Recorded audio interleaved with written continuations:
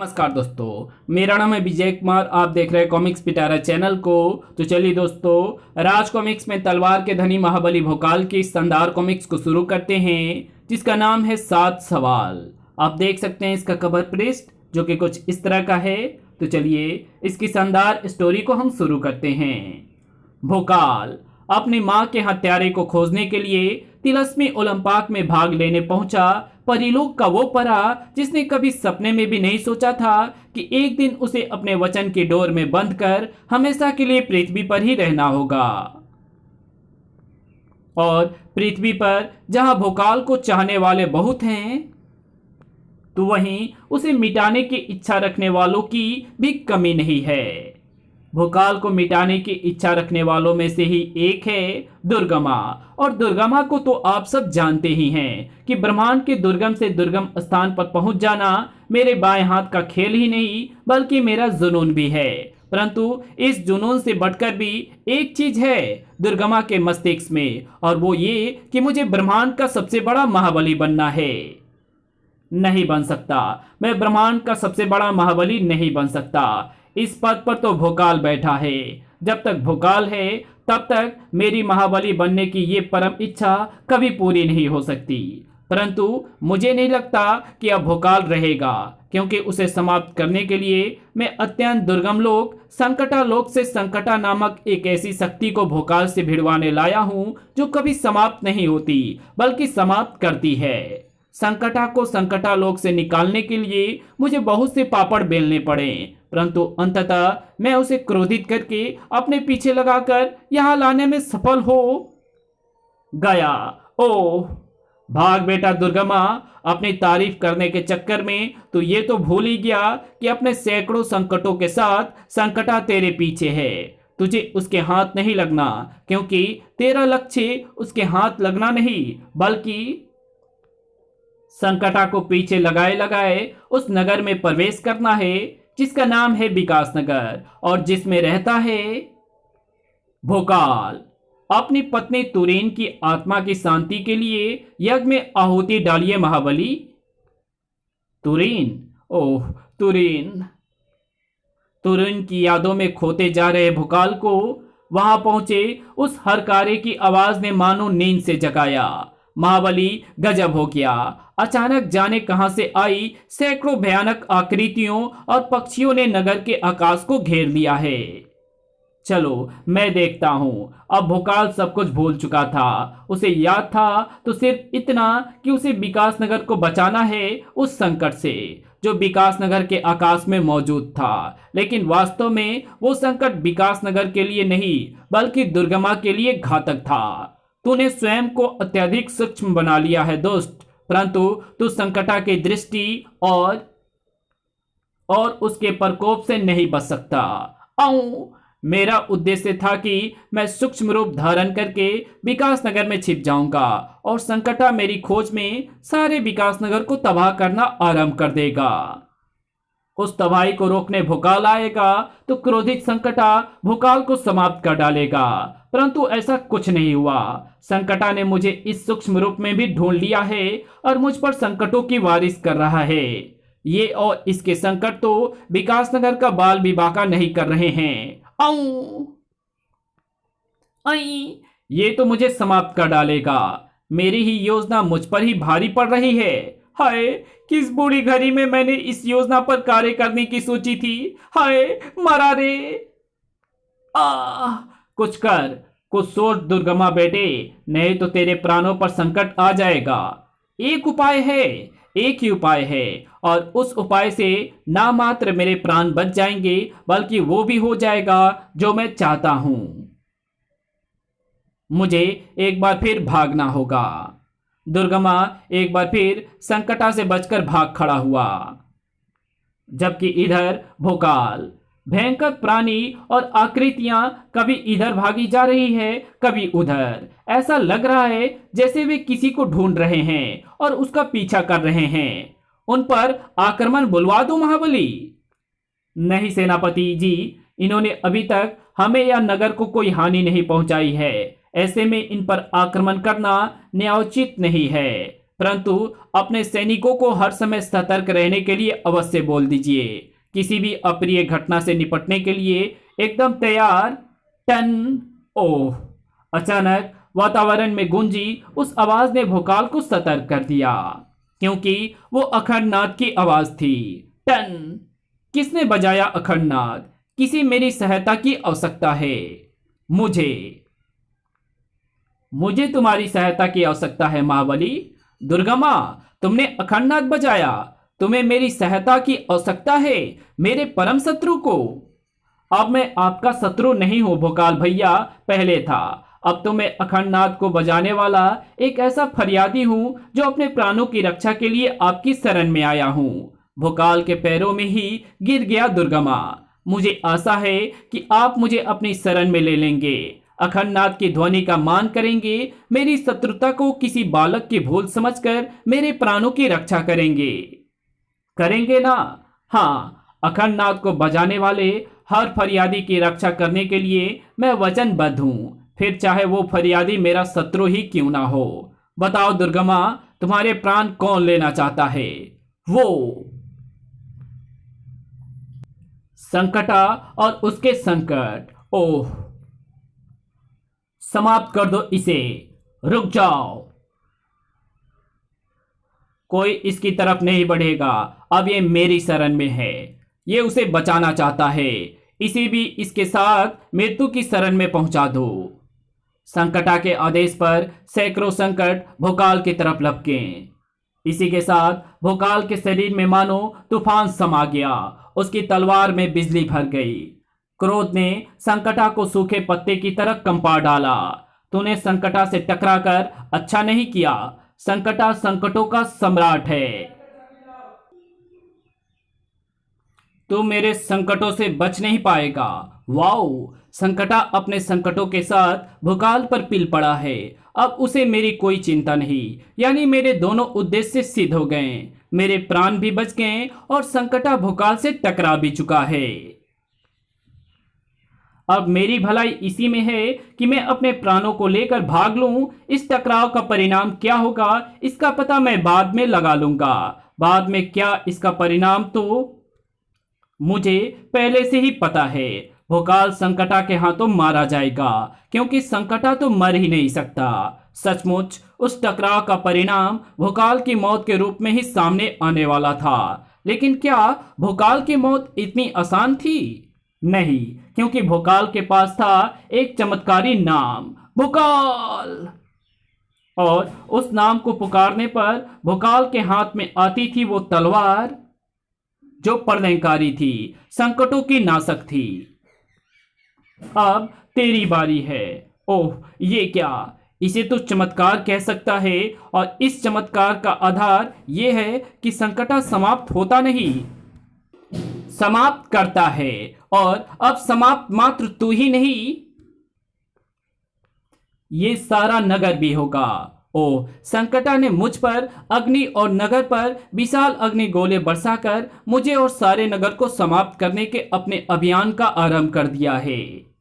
ये जो विशाल अग्नि गोले बरसा रहा है, उन्होंने नगर में त्राही त्राही मचा दी है। मुझे नगर पर बरसती इस अग्नि को रोकना होगा, और उसका एक ही उपाय है कि मैं उसके एक हाथ से छूटती अग्नि के तेज की परवाह किए बिना आगे बढ़ूं और अग्नि गोले फेंकते इसके इस हाथ को जकड़ लूं। ओफ! ओह!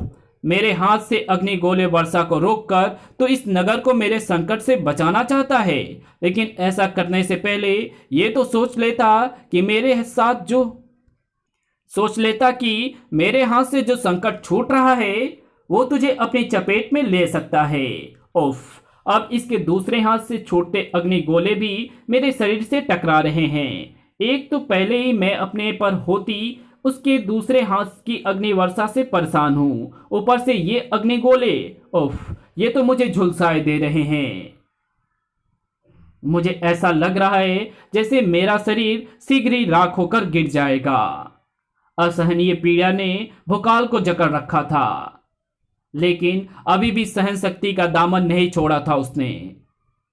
लेकिन मौत से तो उसे कोई ऐसी ही शक्ति बचा सकती थी जो संकटा जैसी शक्ति के लिए भी संकट बन जाए। ऐसी शक्ति पृथ्वी की नहीं हो सकती थी। और संकटा के हलक से निकलती ये दर्दनाक चीख ये साबित भी कर रही थी कि संकटा से टकराने वाली ये शक्ति पृथ्वी की थी भी नहीं। आकाश की गहराइयों से उतरा ध्रुव केतु था वो, और आकाश के उस ध्रुव केतु को पृथ्वी पर उतारने वाला था काल कुंडली। इसी के साथ भोकाल का जीवन बच गया था।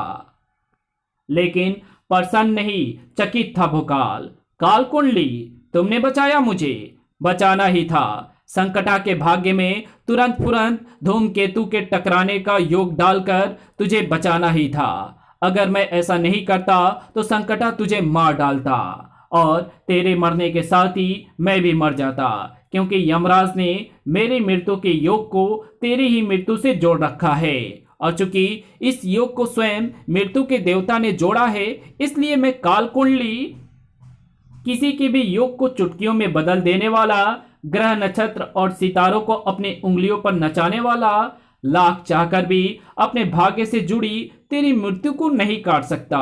इसलिए मुझे तुझे बचाने आना पड़ा, और इसलिए मैं तुझे बचाने आता रहूंगा। ओह! धूमकेतु के वार के प्रहार से उबरकर संकटा एक बार फिर मुझ पर आक्रमण कर रहा है। एक बार फिर मुझे उसे समाप्त करने के लिए उससे भिड़ना होगा। नहीं, उसे समाप्त करने के लिए उससे भिड़ना मूर्खता होगी। उसे समाप्त करने का दूसरा ही रास्ता है। मुझे बताओ वो रास्ता। मुझे संकटा को हर हाल में समाप्त करना है। अगर ऐसा नहीं हुआ तो मैं स्वयं समाप्त हो जाऊंगा। क्यों अपने साथ साथ मेरे प्राणों का भी शत्रु बना हुआ है। संकटा से भिड़ने का विचार छोड़ और चल मेरे साथ। अगर मैं तुम्हारे साथ गया तो पीछे विकासनगर का क्या होगा। संकटा और उसके संकट तो विकासनगर को तबाह कर डालेंगे। नहीं, विकासनगर को इस तरह तबाही के कगार पर खड़ा छोड़कर मैं कहीं नहीं जा सकता। पागल मत बन भोकाल, तुझे यहां से चलना ही होगा। और रही बात विकासनगर की तबाही की, तो उसे कुछ नहीं होगा। मैंने संकटा के भाग्य में बाधा योग डाल दिया है। मेरे इस योग के कारण तरह तरह की बाधाएं संकटा के कार्य में बाधा डालेंगी।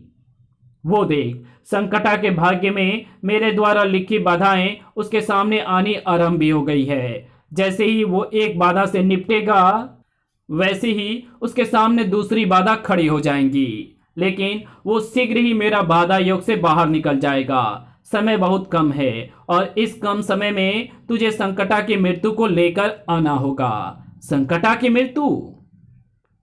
हाँ, संकटा ने महामृत्यु देव को प्रसन्न कर उनसे एक अद्भुत वरदान पाया है, जिसके अनुसार वो ब्रह्मांड की किसी भी शक्ति, किसी भी स्त्री, पुरुष, पशु, प्राणी के हाथों नहीं मरेगा।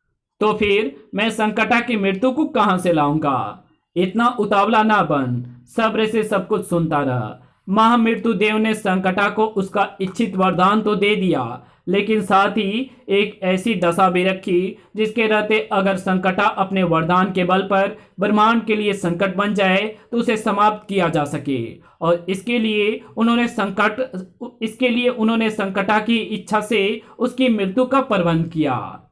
एक ऐसी स्त्री के रूप में जिसका जन्म तो ब्रह्मांड के किसी अन्य ग्रह पर हुआ हो, परंतु उसने अपने जीवन का अधिकांश भाग पृथ्वी पर गुजारा हो, और पृथ्वी पर रहने वाले किसी अन्य लोक के व्यक्ति से विवाह करके उसके पुत्र की मां बनी हो, और पुत्र को जन्म देते ही अकाल मृत्यु को प्राप्त हो गई हो।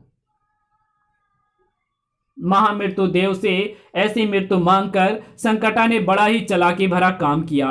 वो जानता था इस तरह उसकी मृत्यु असंभव है, क्योंकि ऐसे किसी स्त्री का मिलना एकदम असंभव है। ब्रह्मांड में कोई भी स्त्री उसकी मृत्यु की शर्तों को पूरा नहीं कर सकती। नहीं, एक स्त्री ये सारी शर्तें पूरी करती है। तुरीन? तुरीन?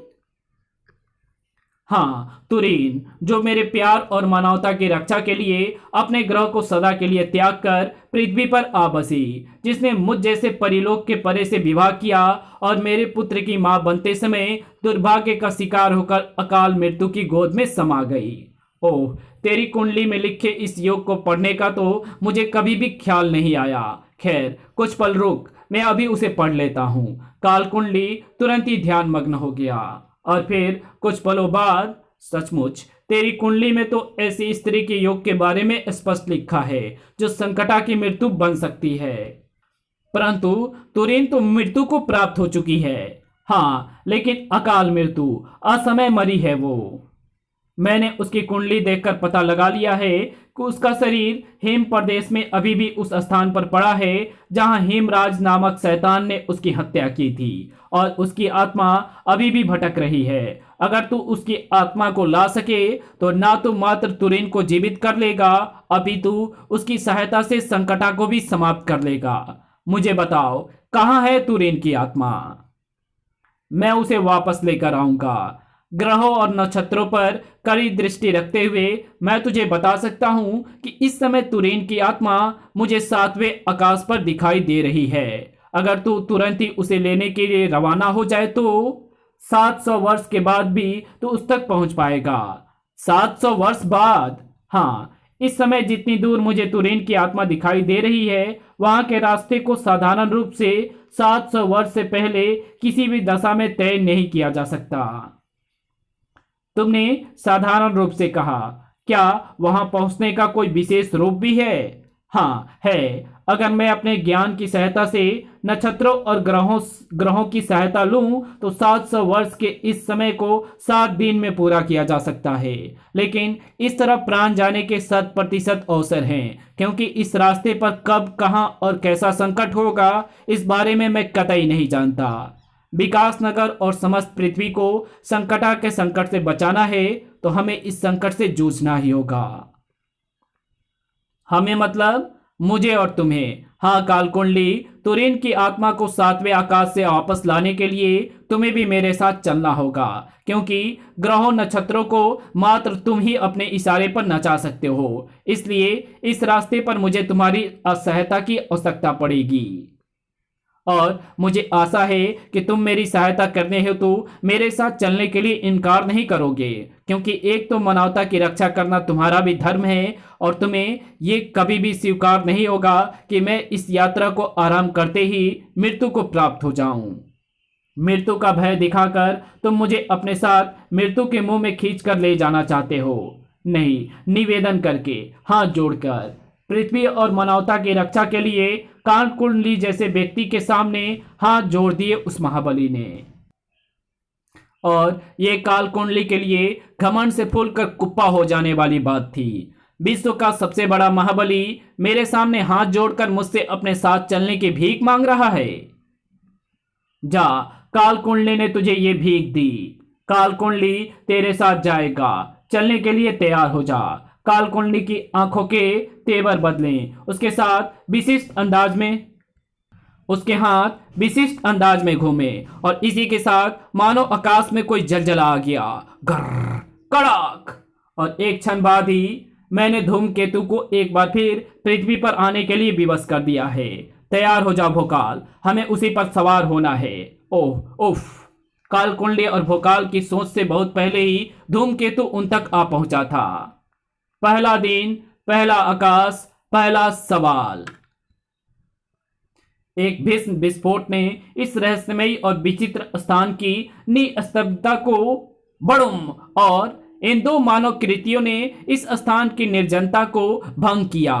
ये हम कहां आ गए हैं? अपने आकाश से दूर। पहले आकाश पर, दूसरे आकाश पर पहुंचने की हमारी यात्रा यहीं से ही आरंभ होगी। मेरे प्राण वायु योग के कारण हम यहाँ सांस ले पा रहे हैं। बहुत उपयोगी है ये योग। इस योग के प्रभाव से इस आकाश के वातावरण में प्राण वायु जहां भी है वहां से खींचकर हम तक पहुंच रही है। मेरे इसी योग के कारण हमें किसी भी आकाश पर सांस लेने में कठिनाई नहीं आएगी। रुक जाओ, तुम इस आकाश पर आगे नहीं बढ़ सकते।